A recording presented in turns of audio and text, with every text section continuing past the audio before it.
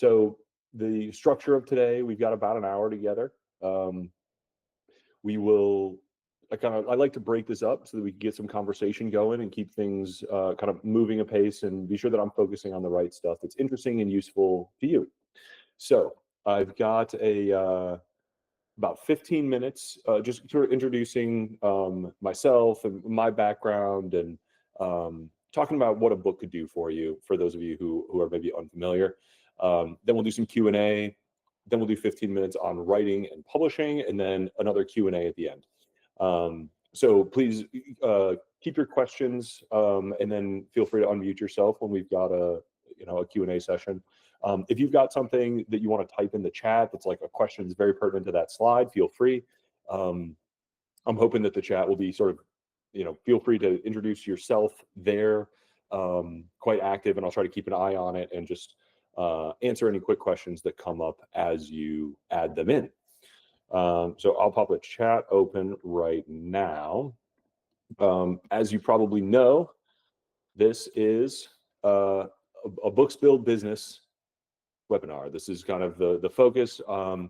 I have a bit of a background both as an author and as a business owner and investor. So hopefully I can bring these two worlds together for you.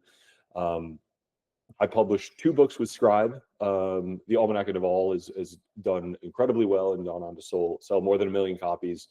I published my second book in 23, and I'm working on another that, fingers crossed, will be out next year.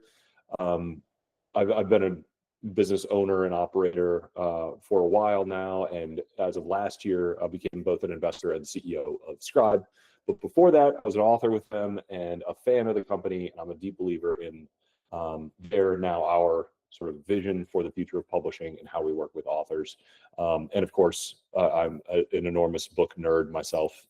This is one of like 3 or 4 bookshelves in this very room, not to mention the rest of the house. So I feel like I found my people, and it's very fun to now have a job where I get to meet and work with authors and prospective authors and get to talk about books all day.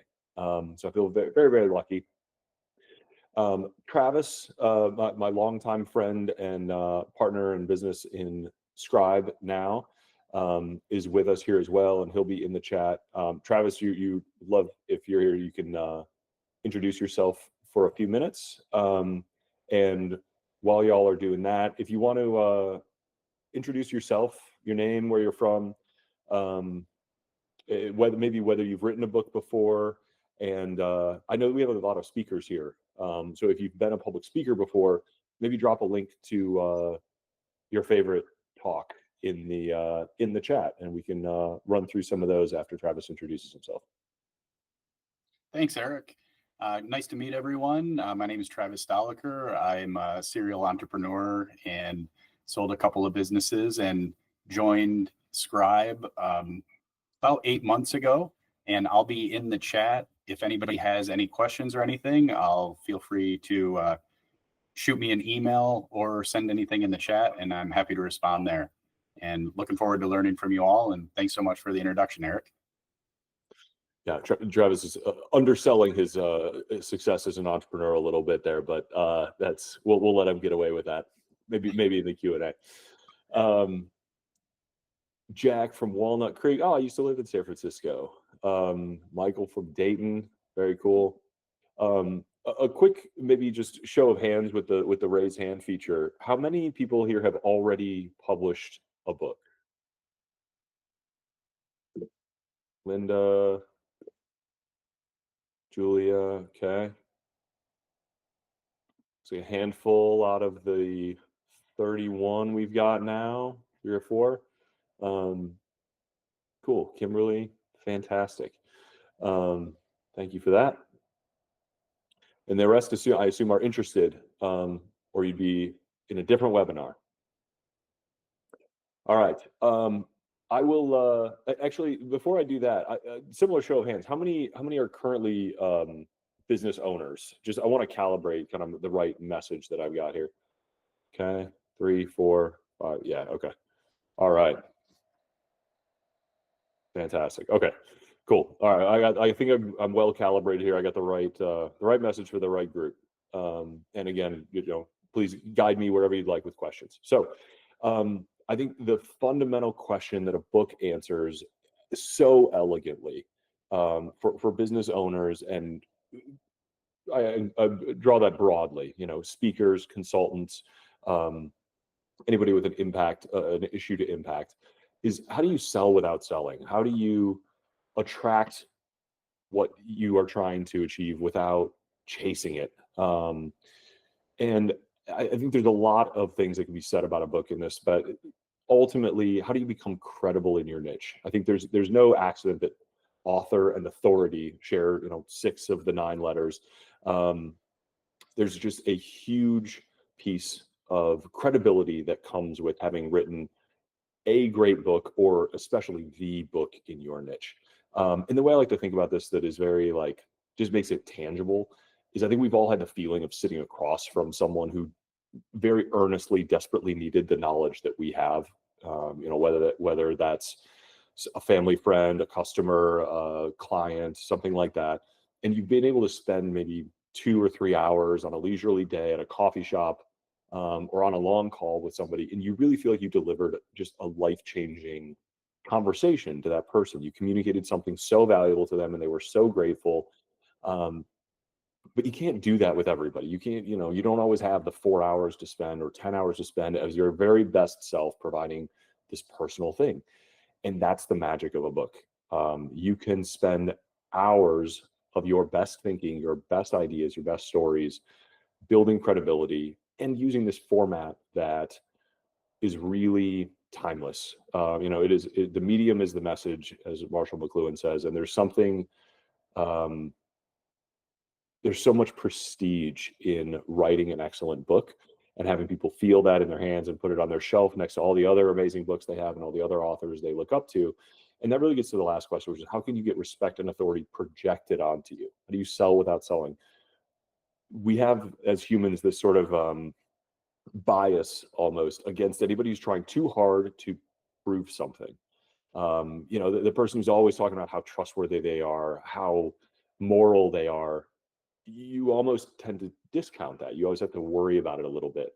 And so when someone's running around talking about how much they know, it just grates a little bit. I think we've all had that experience. We all know people who are, trying a little too hard, to gain respect themselves. Ewan knows a lot of them, apparently.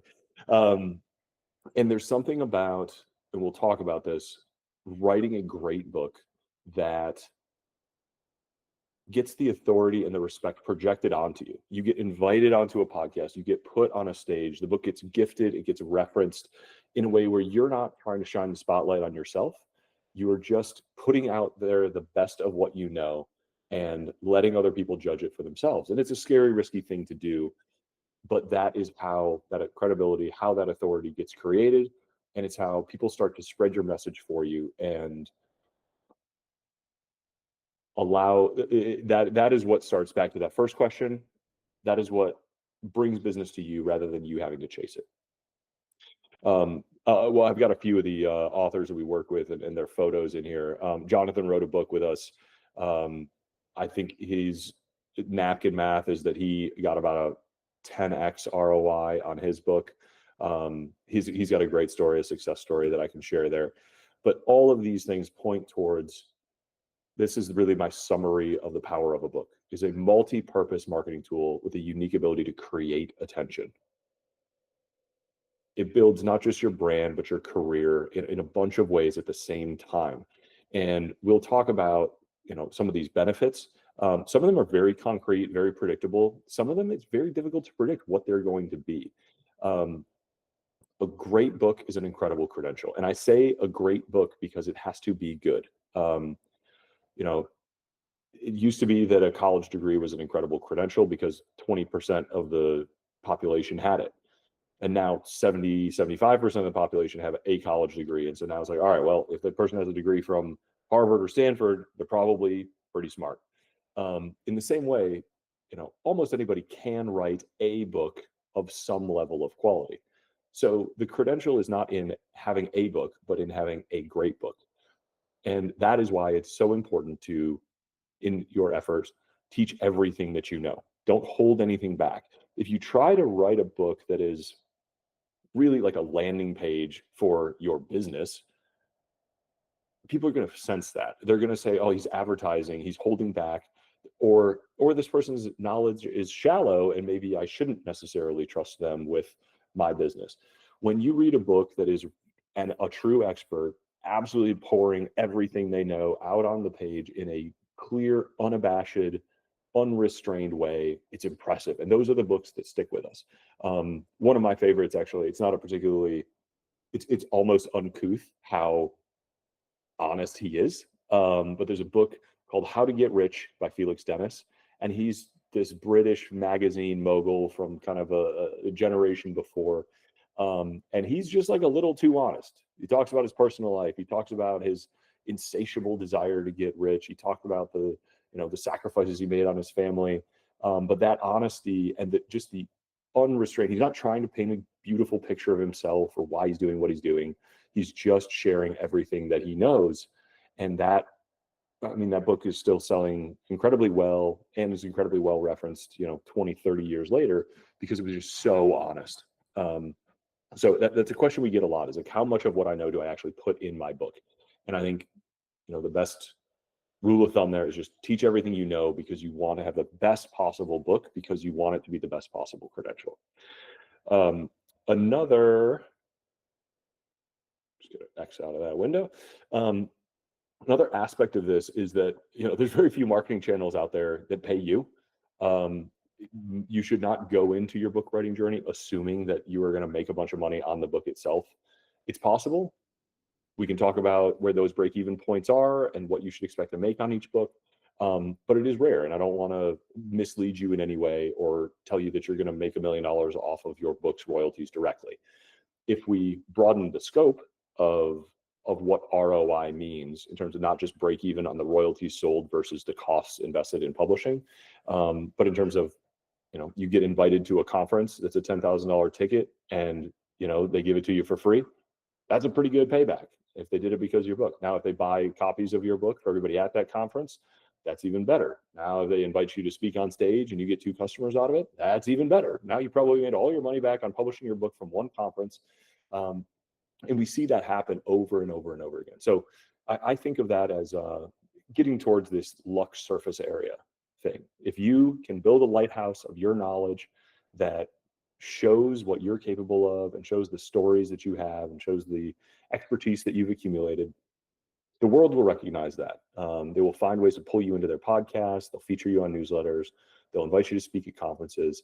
And even if you have to give this book away, but it finds its way into the hands of your customers, if they read it, if they believe and trust your expertise and what you've put in it, they will pick up the phone, they will call you, and they will hire you. And they will do it trusting you and already knowing that you're the person they want to work with. One of the partners in this business, Sieva, has a great story about this. We gave him some of the conviction to invest in Scribe. Is he was seeking a solution for his succession. He was getting married. He needed a will. He needed an attorney that he trusted to structure everything. And he just didn't even know how to think about it or how to evaluate these people. And so rather than going out and having 4 meetings with 4 different law firms, he just went to Amazon and searched for books about succession planning and wills. And he found one that the synopsis read well, and he bought it and he read it.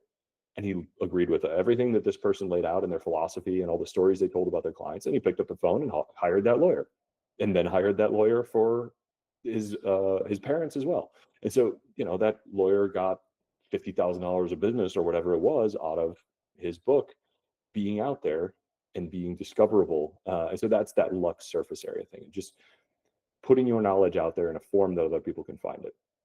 And Michael Mogul is actually a author of ours from a few years ago. He wrote a book called The Game Changing Attorney, and he's a specialist in marketing for law firms. He has, I think this was a few years ago that he told us he got $5 million in business directly from his book. I would not be shocked if it was over 10 by now. And he's so thoughtful about how he uses the book, goes to conferences, speaks, gives away the book. People read it, people trust it, and then people hire him to come in and help market their law firm, which is a great example of another thing, which is you can't just be too niche. Like, there'll be a number of stories I have here about narrow niches where the book and the author become very successful as a result of being deliberately niche. Okay. We're almost to our first Q&A break here, but I want to tell you two more quick stories. Muhammad Anwar is a very interesting one. We work with a lot of speakers, consultants, service businesses. Muhammad sells software, and he actually gets a shocking amount of interest, leads, and sales through Amazon, and his book being discovered on Amazon as a sales channel. He absolutely blew away his goals around speaking engagements and podcasts. And Muhammad's got a great story, and his book is exceptional. We published it a few years ago, and he's now back with us working on another book. But it's a very impressive example, and people really underestimate. I think it's a great example of how people underestimate Amazon as a search engine. It is a place that people go to solve their problems. And a great book, a book with an impressive landing page with good reviews and credible stories and good blurbs, all of that adds to the credibility and gets back a little bit to, you're not selling, you're just the person who has already established this credential. And so people come in trusting you because you have created this really impressive channel where they're building respect for you along the way and getting to know you and getting to trust you as they find, discover, read your book, and then reach out to you. Eric Huberman is a story I like to tell because he didn't use Scribe. He talked to us and he knew he wanted to do a book. He knew a book. He runs a marketing agency, quite a successful one, and he knew he wanted to write a book and that it would help him grow his business. But he talked to our founder, Tucker Max, at a party, and Tucker's, it's like, all right, do this well. What you want to do is going to be like $30,000, maybe $40,000. And he's like, this is a classic entrepreneur move. It's like, I can do it myself for 10. I don't need it. I got this. And he went off and tried to sort of general contract his own process and work through all of this. And he came back a few years later and he's like, guys, good news, bad news. I wrote a book. It was very successful. It helped me grow my business. I paid $350,000 to get that book written, published, and marketed. And I got scammed, straight up scammed, like 3 or 4 different times along the way. I should have just hired you in the first place, but I'm still glad I still got a great ROI on this book, even though I wasted a bunch of money getting it out the door. I think that's an incredible testament to what we talked about before, being the value that a book can drive for your business. So a very quick background on Scribe for anybody who's not heard of it before. It's a little over 10 years old now. The vision from the very beginning, which I think was extremely poignant and advanced, way ahead of its time back in 10 years ago when hybrid publishing wasn't even a thing, was to provide a very author-centric alternative to the traditional system. There's a million reasons to publish a book.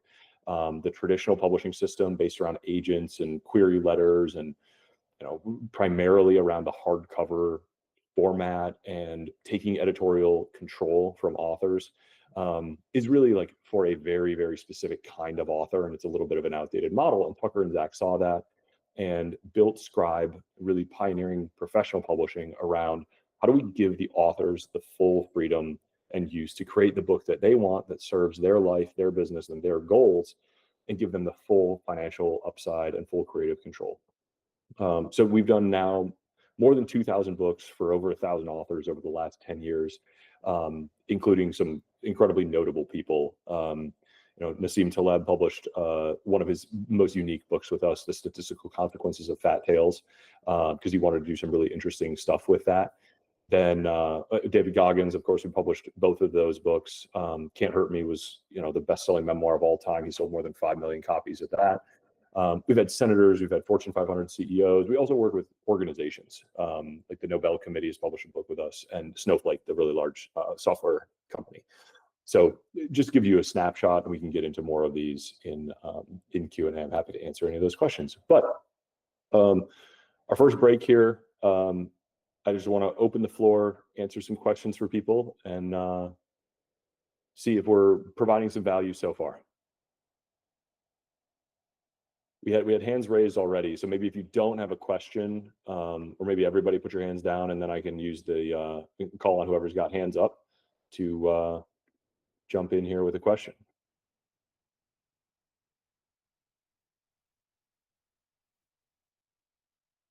Courtney, you're on top of my list here. She put her hand down. Michael Anderson. Nope. Thomas Buckingham. Bill Howe. I got a good feeling about Bill Howe.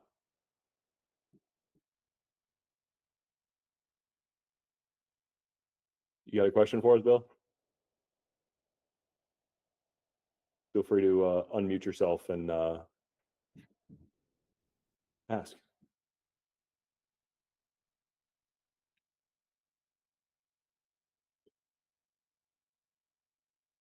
Courtney, you got a question while Bill's typing? Yes. So All right, I bring just, it on. yes, I just want to say thank you, Eric, for providing this particular webinar. And to be quite honest, so I just founded my own company, Leap Resilience, and I'm kind of building like my house, so to speak, brick by brick. So, you know, working with a trademark attorney to trademark my logo.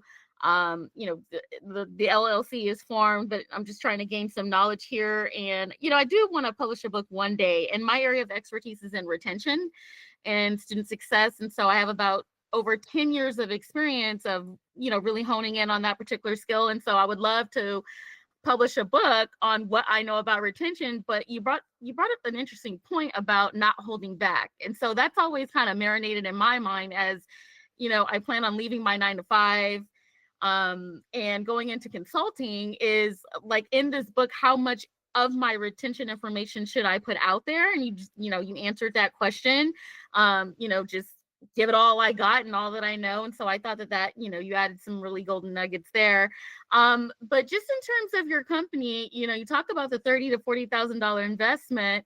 Is that like the typical range that we would have to pay if we want to like go through your company? Our range is basically 18 to, we've got people who spend $250,000 on their book. Okay. So and we'll get into this a little more deeply in the next, in the coming thing, but basically, if you've already written a book, we can do all the publishing work, and that's on the lower end. If you'd like partnership in writing your book itself, then you get in the middle of that, like in the middle of that range. Okay. Yeah. Thank you so much. For me right now, it's just like baby steps. I definitely want to do a TED Talk, so I'm hanging on to Taylor Conroy, and yeah, so right thank on. you. Yeah, it's a really good mix. Sometimes we find sometimes people have given a talk first, and then we're like, oh my God, that would make an amazing book. We want to reach out to more and more people with that. Other times people write a book first, and that helps them gain the attention and the platform that then gets them the TED Talk. So a little bit kind of depends on your strengths and where you come in with it, and just what you're already prone to begin with. Okay. Yeah. Thank you. Thank you. Ragnar. Hey, Eric, nice to talk to you, and thank you for the updates. I joined a bit late, so my question might be slightly off topic. If it is, let me know. So I think I like the one that you mentioned. Like, I think there is a whole process of waiting to get on TED Talk is a different story. And I'm more interested in, let's say I have something that I've written and I'm interested in, and how does that work with you guys? Because I think having a book when you get on TED Talk and it's already being out there is much more meaningful, I think, and maybe lucrative, not about money, but reaching out to more audience, because they will listen and then they have something to listen. I got your book as an Audible or something, right? So it's having that already available directly is what I'm thinking. So what is your experience in that aspect, and what do you suggest? Because this whole TEDx thing is like, it's so many times you meet so many people and everything ends up like a scam or something and asking, and I don't want to get in that circle. Like, it's like just a rat wheel. Yeah, it can be, it definitely can be tricky. And there's a lot of people that, this is the same in self-publishing. There's a lot of people that overpromise and underdeliver. It's a very, it's a very tricky thing. I think in terms of like the combination between the TED Talk and the book, the way I think of it is the TED Talk is really like a gatekeepered thing. You know, you've got to clear a certain bar of credibility and audience and have a story in order to get over that bar. And no one can stop you from writing and publishing a great book. But people can just say no to you about getting on one particular stage. And a book helps you clear that bar and get on that stage.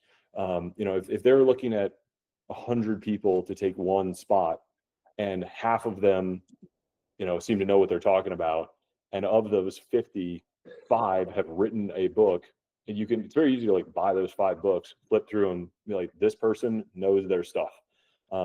They are going to represent us well. And it's also a sense of moving up a ladder, right? Like if you've never done a speaking gig before, TEDx is a tough stage to get on, and you want to deliver that well. So if you write a book, and like I mentioned, one of the previous, like 18 speaking engagements, I think Muhammad Anwar, 18 speaking engagements in the first 6 months or 6 weeks of him having his book out. Like it's writing that book and publishing it is like a bat signal to conference organizers and podcast hosts in the world to invite you on. So if you are trying to kind of move up that speaking circuit, increase your speaking fees, writing a great book is like the permissionless way to sort of increase your credibility, increase your prices, increase your odds of landing some of those big gigs. Awesome, thank you. And maybe later you'll cover the other aspect you were talking about, you guys helping with, I mean, writing a book seems, I don't want to say simple, but you know, it feels like you can do it, but we need definitely having some industry experts and stuff to helping organizations. So you'll cover that aspects later. Yep, that's coming next. And I do think I think a good analogy is like writing a book is like building a house.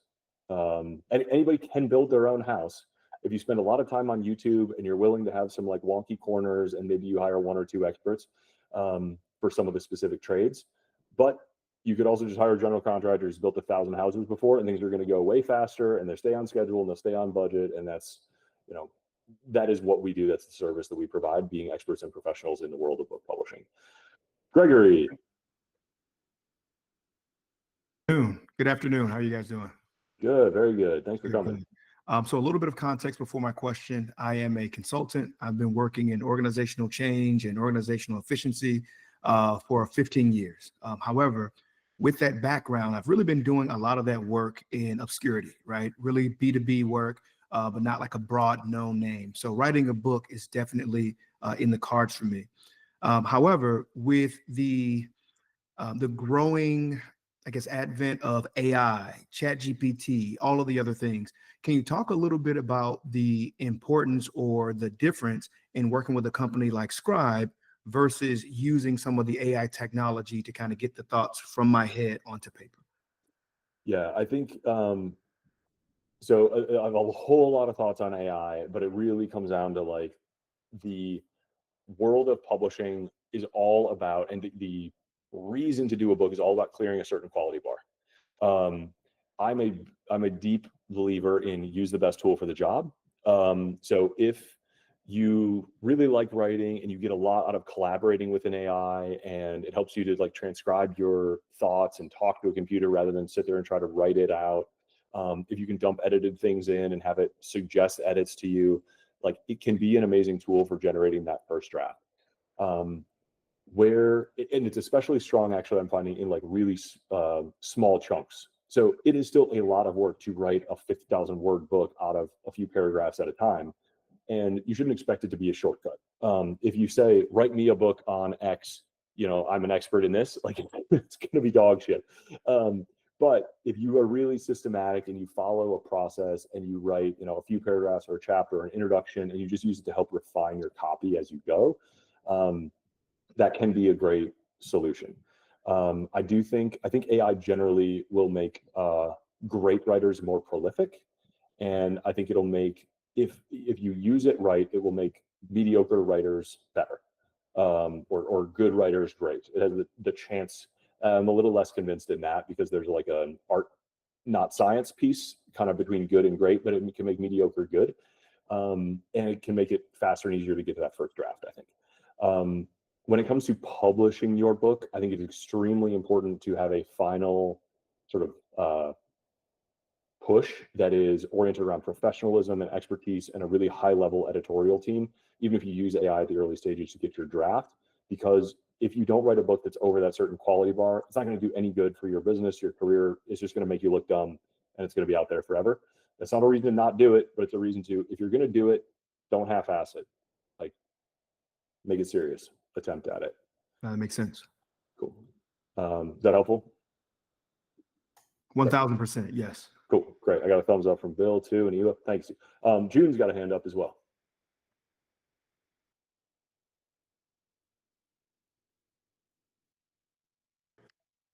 Can you hear me now?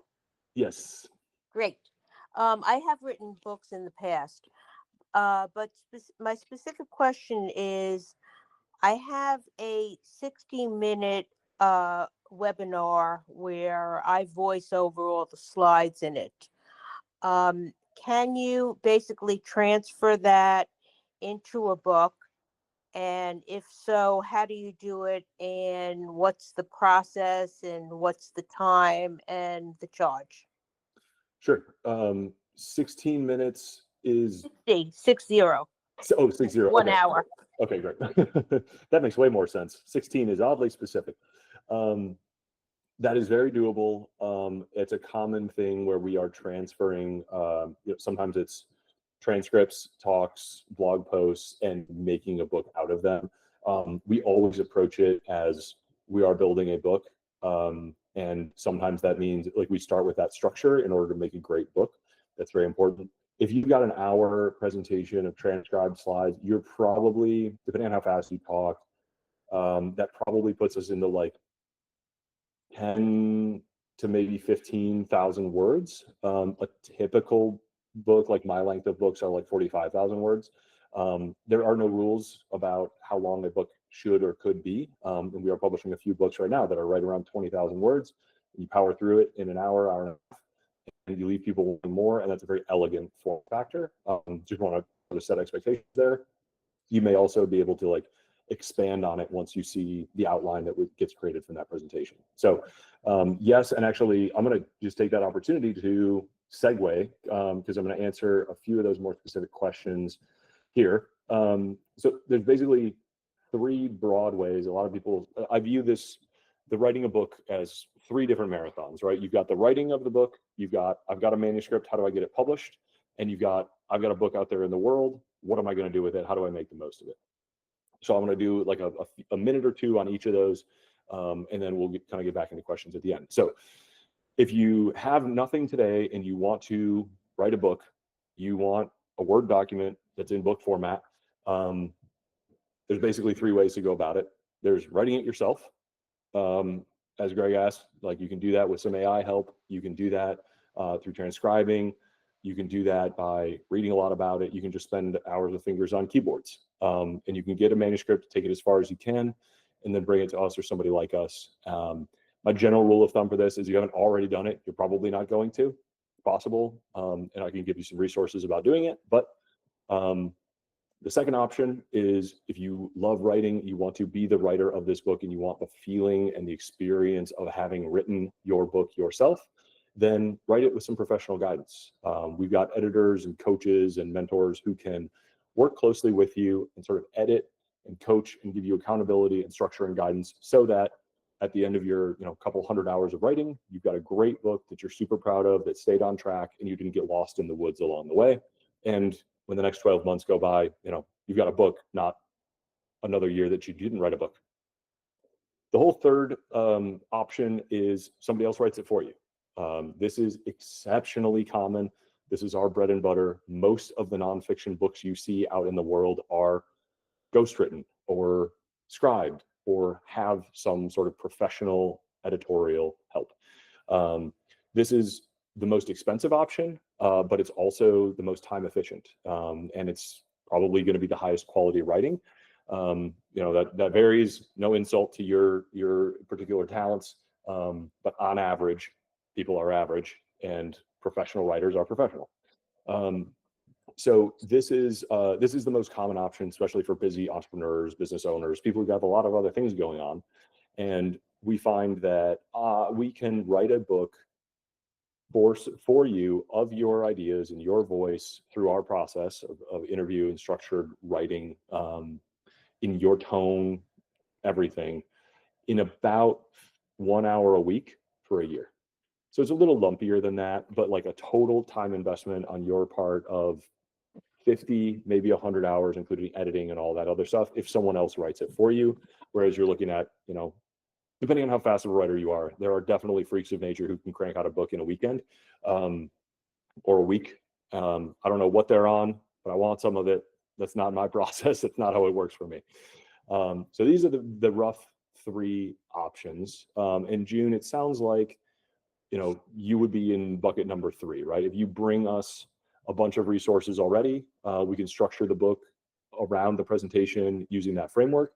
We may find that it's half full based on what's already in the presentation, that we want to interview you, or that you want to contribute some more pieces to flesh out the rest of the book and make it, a distinct and complete process that delivers a real transformation for the reader. Any questions on this particular slide? The next one, I'm going to talk about some of the publishing processes. So in the zero, I don't have a manuscript, to I have a manuscript. Does anybody want to pop a question about that step? What format do you want the manuscript in? Google Docs is most common. We are very happy to work with Microsoft Word as well.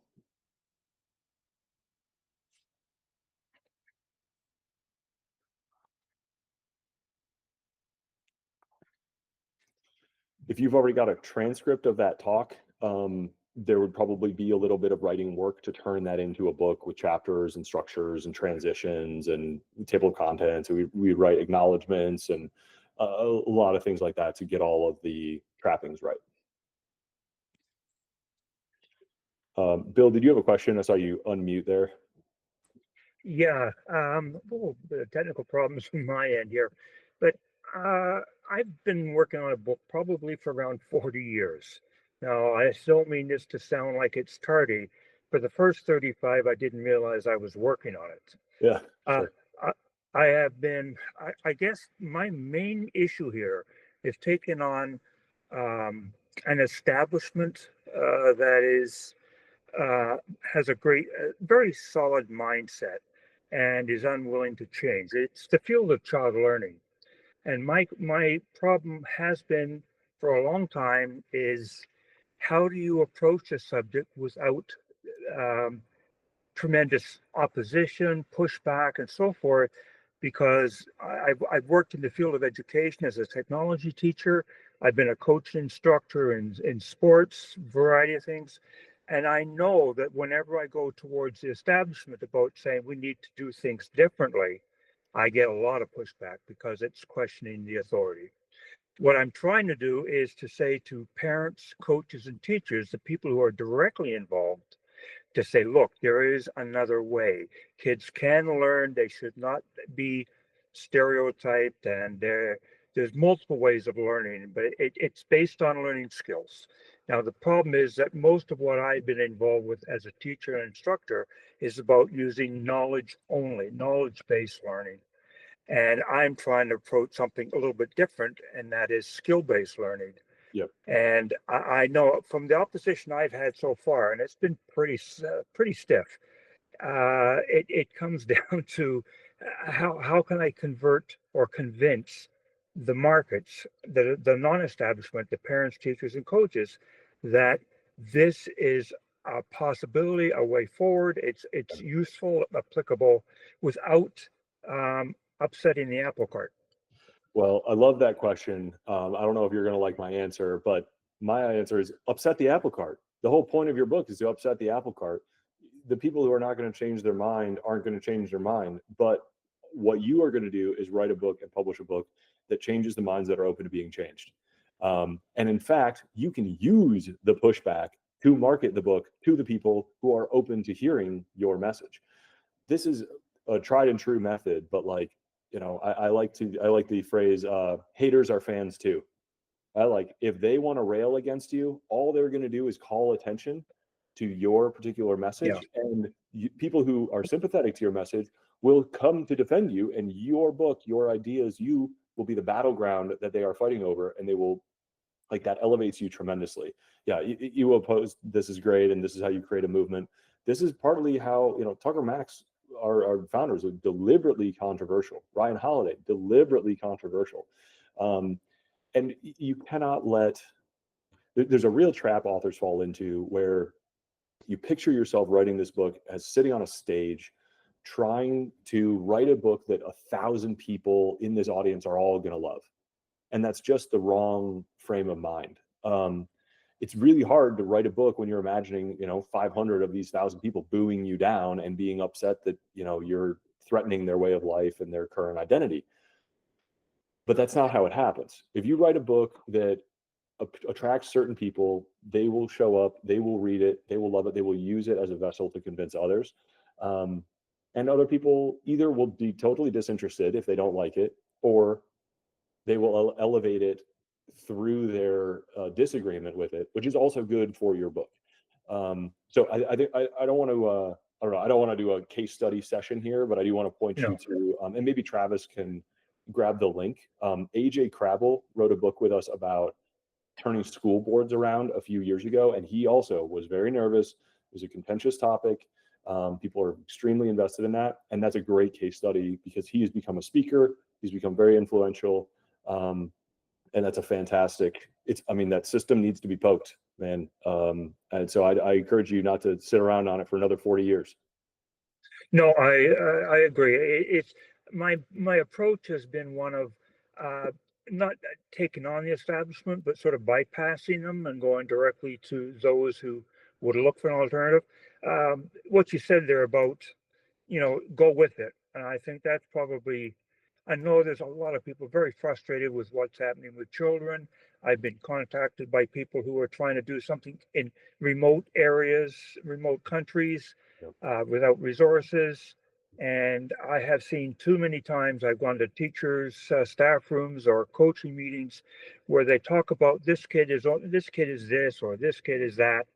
And it's impossible to make those kind of determinations at young ages. So it's about saying, look, you have, there's a way of making it work, but give the kids time. Yeah, I love it. I think, yes, please keep on it. Please keep on it. We'll talk. Let's schedule some time to talk about it more after, because I'd love to keep this thing moving forward. Okay.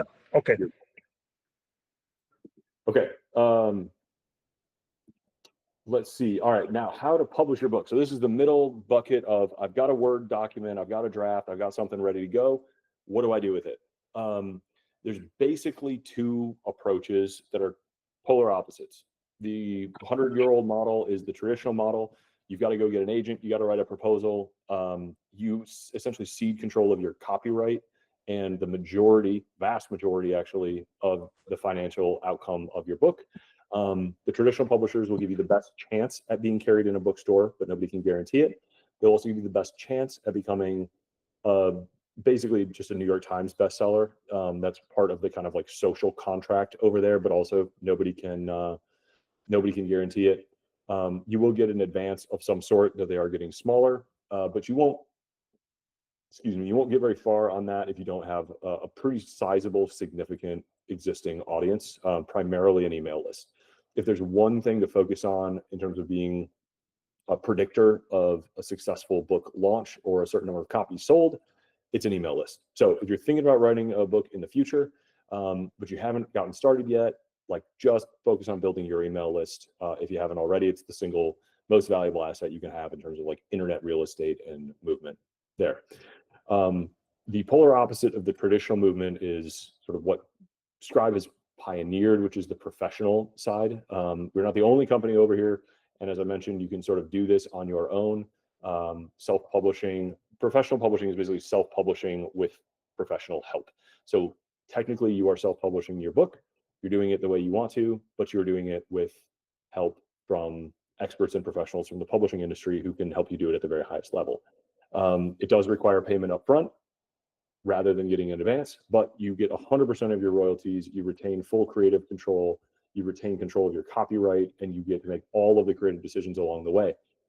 Not well appreciated is that, you know, all these traditionally published books, the editors are actually the ones choosing the title, even the author bio, the pricing you see control of. And for those of us, you know, almost everybody I think here raised a hand about being a business owner. Your business is not book sales. Your business is speaking or consulting or SaaS or whatever it is. And you need the full freedom to use your book to grow your core business. It may be that the best thing to do is to sell your book for $3 each or to give it away. And a traditional publisher won't let you do that. Professional publish, you have a book that compares favorably to a traditional publisher. It can sit, you know, right on the shelf next to it, and it will look like and feel like a traditionally published book.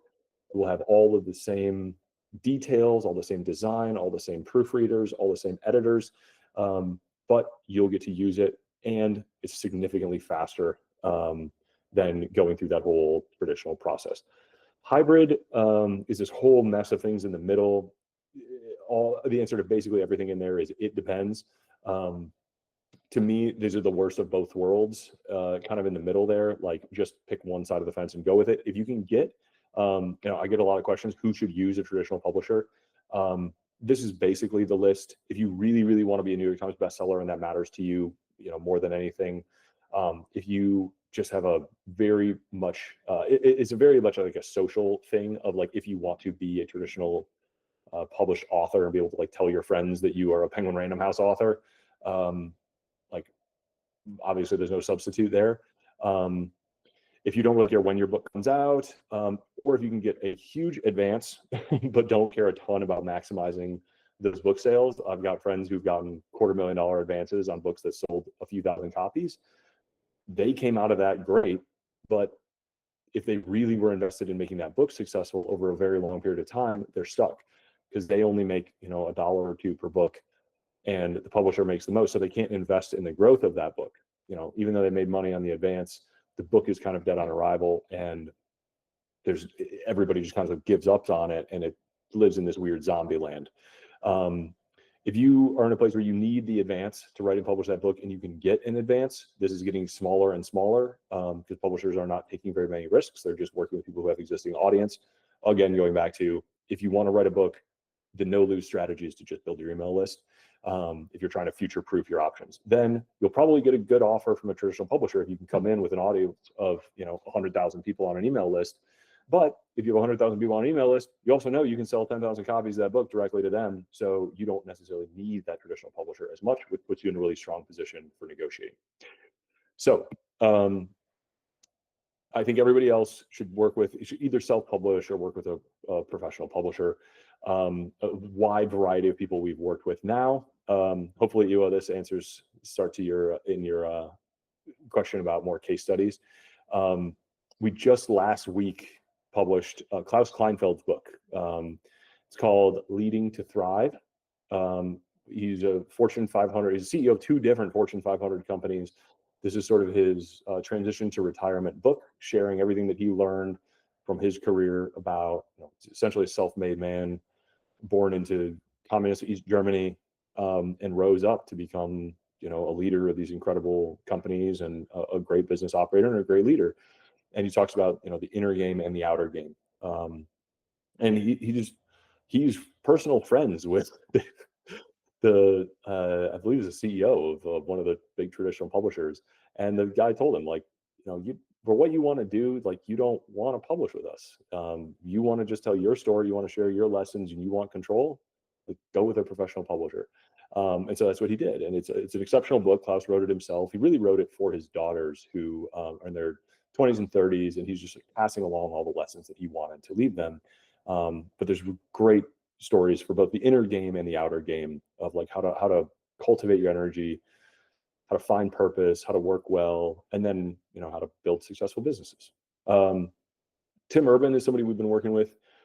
His book is going to come out like in the next week or two. The digital versions have been out. We did the physical transformation for it. It's an exceptionally beautiful book. I actually have it on my desk somewhere. Look at this, the beauty. It's a thick one, but it's like really like he does a ton of like colorful drawings. So there's a really interesting like graphics and wide variety of options there. So if you're not a Wait But Why reader, it's a fantastic blog. Yeah, very comprehensive. Yes, a few kind of stories, case studies. Michael Mogul, I talked about a little before. Paul Franco is an interesting one as well. He's a financial planner, and he wrote a book called Successful Successions. He's now in the business of not just running his own financial planning, but also buying other financial planning businesses. As those planners are retiring, there's a lot of small businesses, and he wants to be the person that they call when they're ready to transition. So he wrote a book all about how to transition your business. And so it's similar to the story we talked about before about the lawyer. Simply people go to Amazon, they're Googling around, they're looking for a solution. How do I transition this business? Transitions for financial planners, sell financial planning practices, etc. All of those queries, all those searches lead to his book, and people buy his book, they read it, and then they pick up the phone and they sell in their business. That's an incredible ROI, and it just comes from people being able to spend that 5 to 10 hours with somebody and really get to trust them, and get to trust, their heart and their intentions and their expertise, and understand why that person is doing what they're doing. We also started, David Goggins, I mentioned, is like our most famous author, published 2 books with us very successfully. And I put Snowflake on here because we also have published books for organizations, which a lot of people don't necessarily think of. Most of our authors are trying to build personal brands and let that build the business. We do work with some organizations directly who then publish the book as the organization, which I think is kind of an interesting, clever approach that we've done quite a few of now. We've got a few more hands up, but I want to spend a quick minute on the team here and then kind of close out with Q&A. I think what Scribe has done to build a team of creatives from the world of traditional publishing, but professionals from high-level service backgrounds is really interesting. We've got a whole team page where you can go look at who is who and who would actually be working on your book if you chose to work with us. If you come and hire a writer with Scribe, you will actually get to interview a variety of scribes and choose who you want to work with, who you have rapport with, whose work you really appreciate. So there's a whole matching process, and I'm happy to answer some questions about that. But this is a question I tend to get, so I just wanted to share this ahead. Also, just forthcoming, I'd love to, I'll send you a follow-up email with a lot of resources here. I know that we're not going to get to every question, and there are a lot of excellent questions that we won't have time to address collectively. Also, practicing what we preach here, we wrote a book with everything that we know in it. That's all of our best answers to many of these questions, and a lot of what I'm sharing with you today is in this book. So you don't have to read the whole thing, but you can download a free Kindle copy, a free PDF. Just search for your question in there. I revisit this book constantly because I'm always answering questions for authors. I'm always writing my own books. There's just a bunch of really valuable stuff in here. Even if writing your book is a few years away, download this, search for a few keywords, scan the table of contents, and you'll see your issue, your question addressed. So please check this out. We'll send you a link here. And I'll CC people on my team that will send you more success stories. We'll show you our services in greater detail. So there will be some ways for you to dig deeper here, but please, happy to open the floor again to more questions, and I'll stick around as long as I can to answer some of them with you and for you. I know you had a hand up. I thought Courtney maybe did earlier as well. Do you have a question for us? Yes, hi. It was mostly a comment. Can you hear me? Yes. Sorry, because I'm new to this app. So anyway, sorry, I'm not on the video, but I don't feel so good today. I was kind of trying to refer to what Bill said because, that's one of the things that is on my mind also, as far as being a disruptor, because you know how we are in societies, we are used to doing things certain way, especially like you mentioned, the establishment. And I also thought, and I don't know, I wanted to run this by you, Eric. Do you think that including like a critique of your own book in a way where you're like almost like also like answer to the critique right from the start, would that be a good idea to to include in the book, just to kind of have a some reference point and say, this is where we are at, this is how we ended up here. Not an accusation, but some sort of a, observation. Yeah, I think this maybe the most famous historical version of this is Charles Darwin, who had the theory of evolution ready 15 years before he published The Origin of Species. And he spent that 15 years cultivating all the best arguments against his theory and debunking them. So he basically wrote a whole book about how he was wrong and counteracting all of those arguments. So I think, yeah, when you're trying to make a point, to as strongly as possible represent the opposing view and still be able to stand on your thesis, that's an incredible place to be, and it's a great place to spend time as you're writing and thinking through what you're going to be writing. Thank you. Thank you. Courtney? Yes, my question is, especially for those of us that have expertise in education, myself particular, with retention and student success, and that's what my book would be about. And so, kind of like Bill, my book, unbeknownst to me, has been in the making for over 10 years since I just started cultivating that skill. Long story short, does Scribe offer like APA format as well as like finding like the research to back up your content? I mean, I can do that myself, but I just wanted to kind of like follow up and see. Yes, absolutely. I mean, we have a variety of, every author's a little different. Some people come in and, everything that they want to share is in conversation. They've got the stories, they've got the expertise. Some authors have us do research for them, do formatting, do indexes. All of that is sort of in scope, depending on who you want to work with, what kind of book you want to write. Yeah, we are available to do any and all of that sort of thing. I mean, it's a pretty broad scope of, everything from idea to book to publish to market. Got it. Thank you.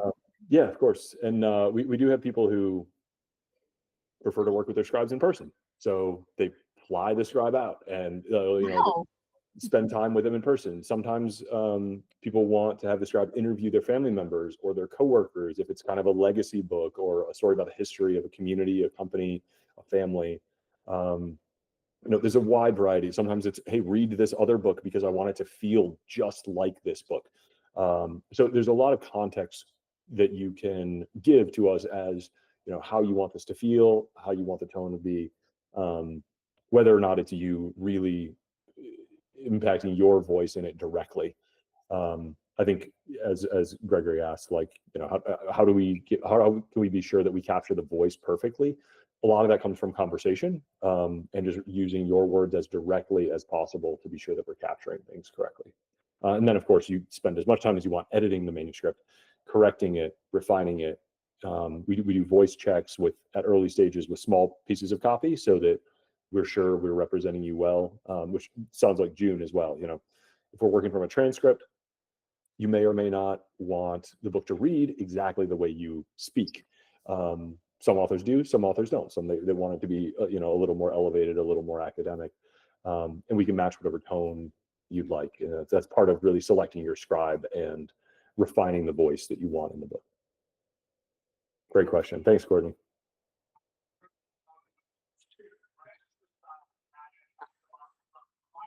Iwa or June, did you have other questions or anything that came up? No, thank you. This was super informative for me. I enjoy the session, and also I learned from questions and answers. Thank you. Good. Thank you so much. Appreciate you coming and all the thumbs up and the comments, the questions. June, how many graphics do we allow in a B2B ebook? We can put as many as you'd like. We have some that are extremely graphics heavy. We have some that are not. I believe our standard covers like 25 graphics. If we want to go up to 50, that's not too crazy. That Tim Urban book I showed you, I think had hundreds, like literally hundreds. The placing of a pre-existing print-ready graphics is not tremendously expensive, unless they're really custom formatting things. If you want us to generate a bunch of graphics for you, or if your graphics are not print ready and we need to recreate them at the resolution that's necessary to show up really crisp in print, then it does, that adds a little bit of graphic design time that might impact the price a little bit. But we certainly have no limit on how many you're allowed to put in. And of course, if you're working from a presentation, it makes sense that you would have a lot in there.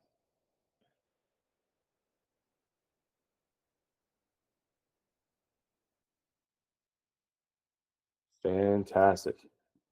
Okay. Well, that's 3 on the dot, everybody. It's been wonderful spending some time with you. If there are more questions, yeah, that's a great. Let me stop presenting, and then I can do that in my other window. Yeah, I can drop a few of these links in here for you if you want to grab that ebook. And I would actually say also, let me pop in if you want to talk with someone on the team about your particular book, which it sounds like there's a few of you who are definitely at this point where you should talk to somebody about your personal situation. Please click on that scribemedia.com/consult. Please schedule a meeting with our team. June, definitely. Bill, definitely. Greg, perhaps. Gregory, sorry. TT, fantastic. Yeah, let's we'll be very happy to kind of chat with you in a private forum and get deeper into the details of your unique book and what should be there. I'm working on the ebook link. Give me 1 second.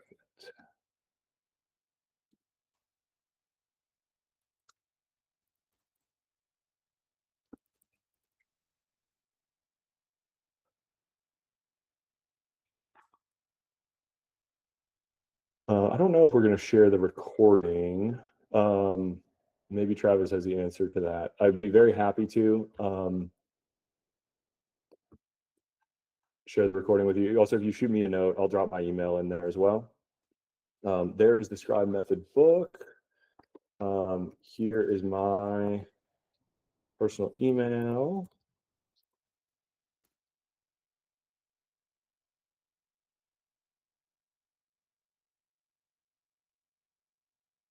Thank you, Gregory. Can I ask for a consultation with someone with a scientific background? We have writers with a scientific background, but I don't think, TT, to your question, that the first conversation with someone on our team needs to be a scientific background. I think you want to work with, Ricky on my team has helped thousands of authors get oriented to the world of publishing and answer all their questions. She's worked with many authors who have published scientific books, and we can certainly pair you with the right writer or editor for your project. Stacy, yeah, you can use that email there, no problem.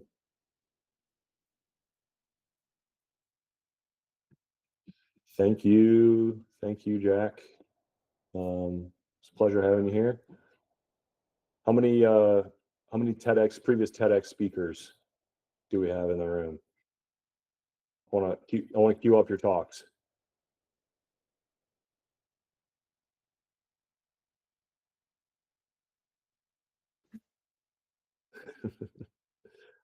Doing the book. Cool. Michael, I see some crutches in your background. I hope you're doing okay, man.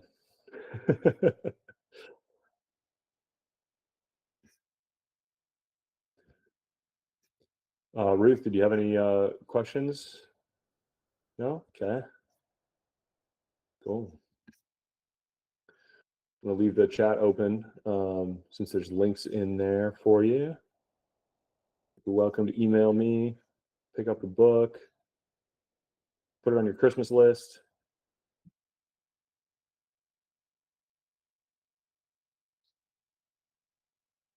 Happy to chat with anybody else who's got a book on the mind.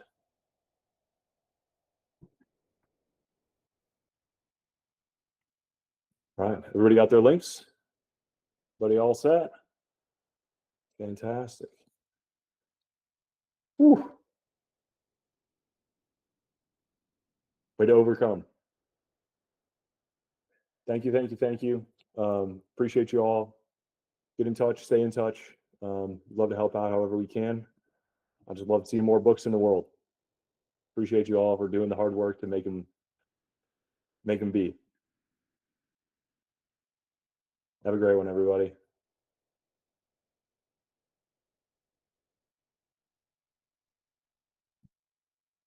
Thank you for coming. Thank you for coming.